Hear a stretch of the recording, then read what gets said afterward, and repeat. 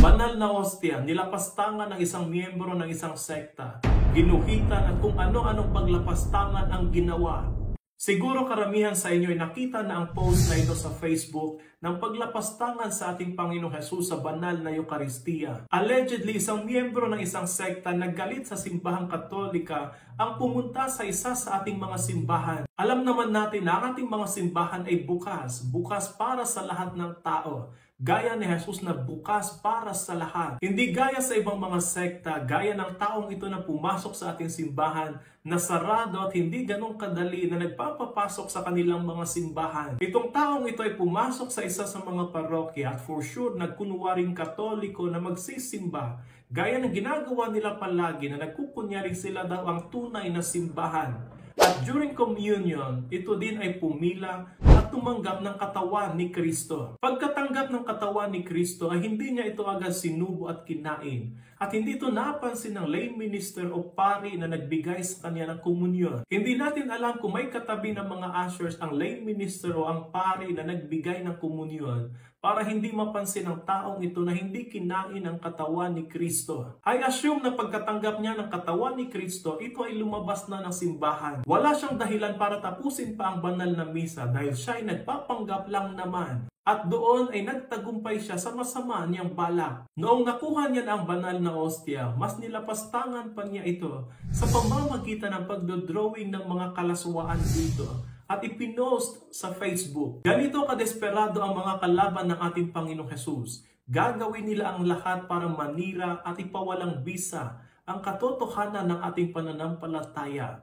Ang katotohanan ng totoong presensya ni Jesus sa banal na Eucharistia. Alam naman natin sa kasaysayan ng ating pananampalataya na marami ng ganitong mga tao at gobyerno noon sa kapanahunan ni Jesus na pumaslang at umusig sa napakaraming mga Kristiyano para lang ipawalang bisa ang katotohanan ng ating pananampalataya. Pero hanggang ngayon, buhay na buhay ang ating simbahan dahil ito ay hindi tinatag ng tao, kundi ng Diyos na nagkatawang tao na si Jesucristo. Sa taong iyon na naglapastangan kay Jesus sa banal na Eucharistia, hindi na bago iyon. Hindi iyon ang unang pagkakataon na nilapastangan ng ating Panginoong Hesus. Noon pa man ay nilapastangan na at hanggang ngayon ay paulit-ulit na nilalapastangan si Hesus ng mga taong hindi naniniwala sa Kanya. Pero hindi ibig sabihin na okay lang ang ginawa ng taong iyon. Dapat tayong malungkot sa ginawa ng taong iyon. Gaya ng nabasa kong isang article ni Phil Lawler, isang Catholic journalist. Sinabi niya na nangyayari ang mga ganitong paglalapastangan dahil una, it is tolerated. Ano bang ginagawa natin kapag may mga nangyayaring ganito? Ano bang ginagawa ng ating simbahan? Ano bang mga steps para hindi na maulit ito? Anong mga measures ang pinapatupad ng mga parish priests sa kani-kanilang mga parokya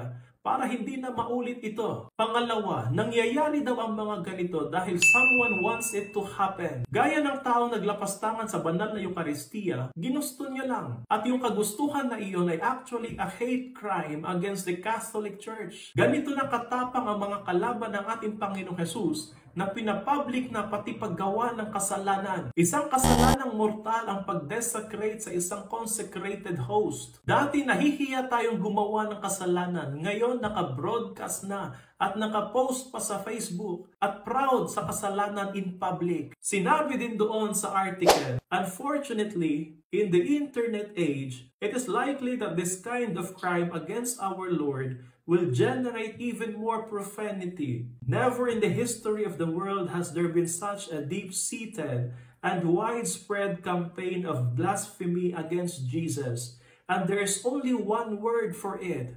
satanic. At panghuli sinabi niya na si Jesus ang banal na Eucharistia ay nananatiling balakid sa mga taong hindi naniniwala sa Kanya. Gaya ng taong naglapastangan, si Jesus ay balakid sa Kanya at balakid sa kanilang pananampalataya. Ginusto niya na lapastanganin si Jesus sa banal na Eucharistia upang patunayan na iyon ay isang ordinaryong ostya at tinapay lang. Pero kung totoong naniniwala siya na isang ordinaryong ostya o tinapay lamang iyon, hindi na sana siya mag-aaksaya pa ng panahon para lapastanganin iyon. Pero naniniwala siya na totoong si Jesus iyon sa banal na Eucharistia. Kaya kinakailangan niyang lapastanganin. Ngayon, anong dapat nating gawin? Una, sa mga lay ministers at sa mga pari na nagdi-distribute ng Holy Communion, let us make sure na kapag ang tatanggap ng banal na komunyon ay kamay ang gamit, gaya ng sinabi ni Bishop Socrates Villegas, ang katawan ni Kristo ay kakainin sa harapan ng minister na nagdi-distribute ng Holy Communion. Liturgical abuse at offense to God kapag ito ay binitbit papuntang upuan at doon kakainin. Tandaan natin mga ministers of Holy Communion, wala tayong karapatan na hindi bigyan ng banal na komunyon ang mga taong pinipiling tumanggap ng banal na komunyon gamit ang kanilang mga kamay. Pangalawa, dahil sa maglapastangan sa katawan ni Kristo, tayong lahat ay mayroong responsibilidad to make an act of reparation. An act of reparation is a prayer or devotion with the intent to expiate the sins of others. Example, for the repair of the sins of blasphemy or desecration. Anong act of reparation ang dapat nating gawin? Ang dapat nating gawin ay adoration of the Blessed Sacrament and say the prayer of reparation for the offenses against the Eucharist. At panghuli, ipagdasal nating lahat na ito ay hindi na mauulit. Hindi ito tungkol sa atin. Ito ay tungkol sa ating Panginoong Jesus na sana hindi na lapastanganin pa. Gaya ng paglapastangan din natin every time na nagkakasala tayo,